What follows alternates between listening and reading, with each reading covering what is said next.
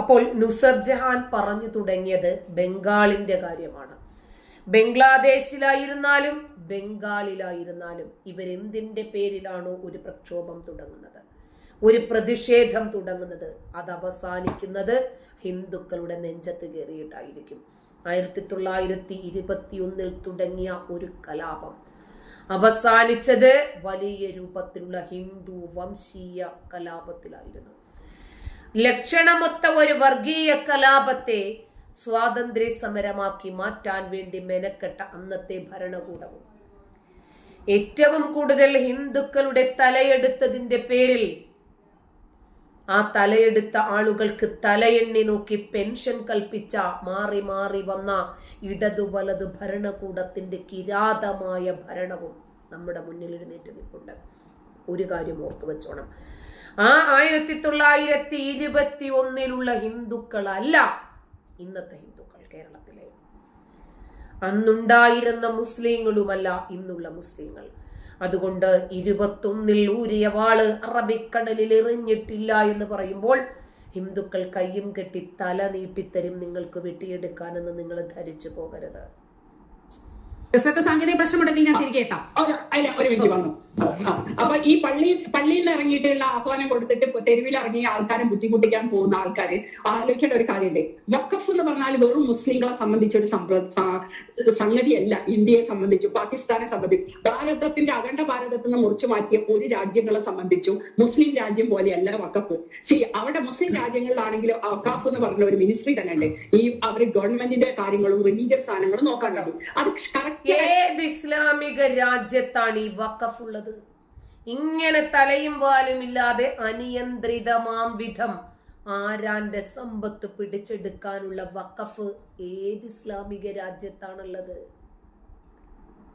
ഗവൺമെന്റിലേക്ക് വരുന്ന അവിടുത്തെ ഇതിലേക്കാണ് വരുന്നത്. പക്ഷെ ഇവിടുത്തെ ഇതിൽ നോക്കുമ്പോൾ ശരി, നമ്മളെ പഞ്ചാബിൽ ഒരു പള്ളിയുണ്ട്. ഇതൊക്കെ ഇവിടുത്തെ മുസ്ലിങ്ങൾ അറിയണം. ഇതൊന്നും അറിയാതെ വഖഫ് മുസ്ലിം, മോദിയും മുസ്ലിം, മോദി വഖഫ്, ഈ സംഗതി CAA NRC ഇത് പറഞ്ഞ് മുസ്ലിങ്ങളെ ഇപ്പൊ പറയുന്ന എന്താ അറിയോ, അവർ ആഹ്വാനം കൊടുക്കുന്നത് ബംഗാളിലായാലും കേരളത്തിലായാലും അവർ ആഹ്വാനം കൊടുക്കുന്നു. അവരെ പള്ളിയിൽ പ്രസംഗിക്കുന്നതും മുസ്ലിങ്ങൾക്ക് മറവി ചെയ്യാൻ പള്ളി ഇല്ലാതായി പോകും, ഖബർസ്ഥാനം വരെ ഇല്ലാതായി പോകും, വീടില്ലാതായി പോകും, മുസ്ലിങ്ങളുടെ കല്യാണം ഇല്ലാതായി പോകും. അപ്പൊ വഖഫ് ശരീഅത്ത് നിയമത്തിലല്ലാതെ പോയാൽ വഖഫ് മുസ്ലിങ്ങളെ സ്വത്ത് മുഴുവൻ പോകും. മുസ്ലിങ്ങൾ ആർക്കാ? നമ്മളെ കയ്യിൽ മുസ്ലിങ്ങളെ കയ്യിൽ ഞാൻ അറിയുന്ന ആർക്കും നമ്മളെ കുടുംബത്തിലൊന്നും വഖഫിന്റെ പ്രോപ്പർട്ടി അതിന് വരുമാനം എടുക്കുന്നവരില്ല. അപ്പൊ അങ്ങനെ സാധാരണ കുടുംബത്തിലൊന്നുമില്ല. വലിയ വലിയ ആൾക്കാര് ഇത് കാലാകാലങ്ങളായിട്ട് വരുന്നത്. ഇപ്പൊ പഞ്ചാബിലെ ഒരു മോറിഷ് മോസ്ക് എന്ന് പറയുന്നത് പഞ്ചാബിലെ അവസാനത്തെ പഞ്ചാബി രാജാവ് കൊടുത്ത സ്ഥലത്തുള്ള പള്ളിയാണ്. അപ്പൊ ആരാ അത് വഖഫ് ചെയ്തത്? പഞ്ചാബി അല്ലെ? അങ്ങനെയാണ് ഇവിടുത്തെ എല്ലാ സാധനങ്ങളും കിടക്കുന്നത്. അപ്പൊ ഈ വഖഫ് ഭൂമി എങ്ങനെ മുസ്ലിങ്ങളെ പ്രോപ്പർട്ടി പോകുന്നാവുന്നത്?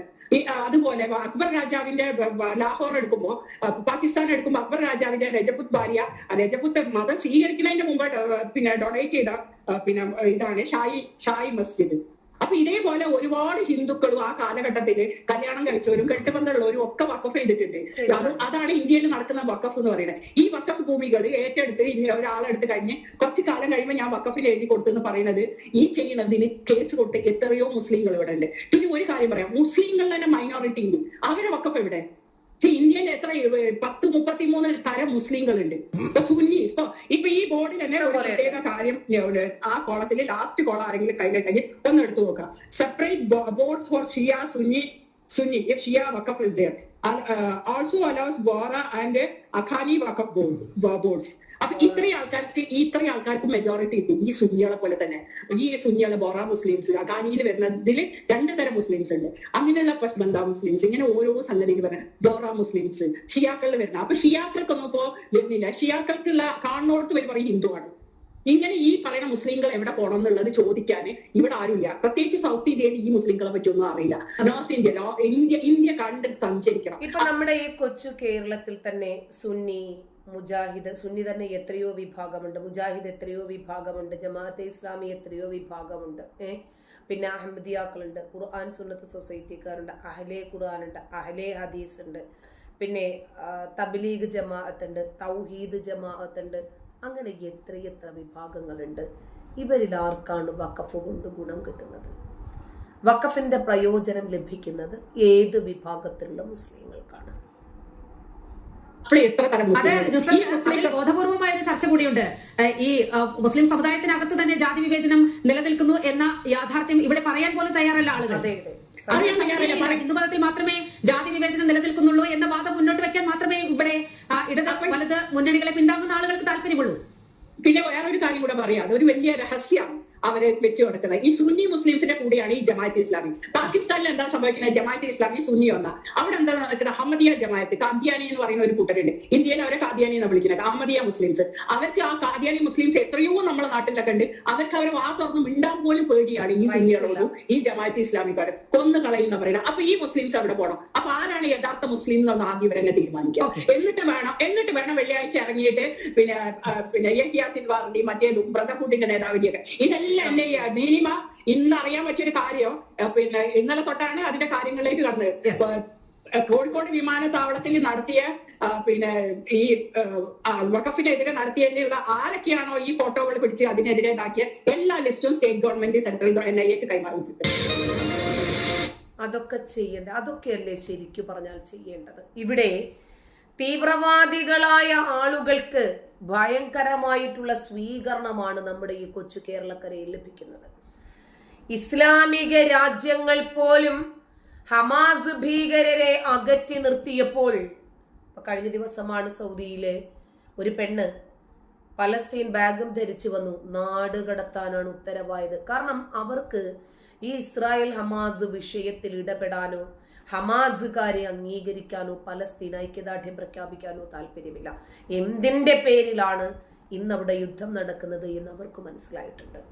ഇസ്രായേലിലേക്ക് നുഴഞ്ഞു കയറിയിട്ടുള്ള ഹമാസ് ഭീകരർ കൊടുത്തു വാങ്ങിയതാണിത് എന്നവർക്ക് കൃത്യമായിട്ട് ബോധ്യപ്പെട്ടിട്ടുണ്ട്. അതിന്റെ അടിസ്ഥാനത്തിലാണ് അവർ ഹമാസിന് ഐക്യദാർഢ്യം പ്രഖ്യാപിക്കുക പോയിട്ട്, ഗാസയിലെ ജനങ്ങൾക്ക് ഐക്യദാർഢ്യം പ്രഖ്യാപിക്കുന്നത് പോയിട്ട്, പലസ്തീന് പോലും ഐക്യദാർഢ്യം പ്രഖ്യാപിക്കാൻ പാടില്ല എന്ന രാജ്യങ്ങൾ പറയാൻ കാരണം എന്താണ്? അവർക്ക് മനസ്സിലായി എവിടെയാണ് രോഗം കിടക്കുന്നത്. ആ സാഹചര്യത്തിലാണ് നമ്മുടെ നാട്ടിൽ ഖാലിദ് മിഷേൽ എന്ന് പറയുന്ന ഹമാസിന്റെ ഭീകരനെ കേരളത്തിൽ കൊണ്ടുവന്നിട്ട് ഒരു പിന്തുണ പ്രഖ്യാപിക്കാൻ, ഒരു പ്രോഗ്രാം കൊടുക്കാൻ വേണ്ടിയിട്ട് കേരളക്കാർ ശ്രമിക്കുക. യഹിയ സിൻവാറിന് വേണ്ടിയും ഇസ്മായിൽ ഹനിയയ്ക്ക് വേണ്ടിയിട്ടും മയ്യത്ത് നമസ്കാരവും അവരുടെ രക്തത്തിന് പകരം ചോദിക്കണമെന്ന് പറഞ്ഞിട്ട് വലിയ രൂപത്തിൽ ഒരു പ്രക്ഷോഭവും ഈ കേരളക്കരയിൽ അരങ്ങേറുക. എവിടെയാണ് നിൽക്കുന്നത് തീവ്രവാദം എന്ന് ചിന്തിച്ചു നോക്ക്. കേരളത്തിൽ തീവ്രവാദികളെയും തീവ്രവാദത്തെയും വെള്ളപൂശുകയും അവരെ അകമഴിഞ്ഞ് സ്വീകരിക്കുകയും ചെയ്യുന്ന രൂപത്തിൽ കുറേയധികം ഭീകരവാദികളും ഭീകരവാദ സംഘടനകളും ഈ കേരളത്തിൽ പെറ്റുപെരുകിക്കൊണ്ടിരിക്കുന്നു. അതിന് വിരാമമിട്ടിട്ടില്ലെങ്കിൽ ഇന്നെന്താണോ ബംഗ്ലാദേശിൽ സംഭവിക്കുന്നത് അത് നമ്മുടെ നാട്ടിൽ സംഭവിക്കും. ഇന്നെന്താണോ ബംഗാളിൽ സംഭവിക്കുന്നത് അത് നമുക്ക് അതിവിദൂരമല്ല. ഇന്നെന്താണോ പലസ്തീനിൽ സംഭവിക്കുന്നത് അതും നമുക്കത് വിദൂരമല്ലാത്ത രൂപത്തിൽ നമ്മൾ അനുഭവിക്കേണ്ടി വരും.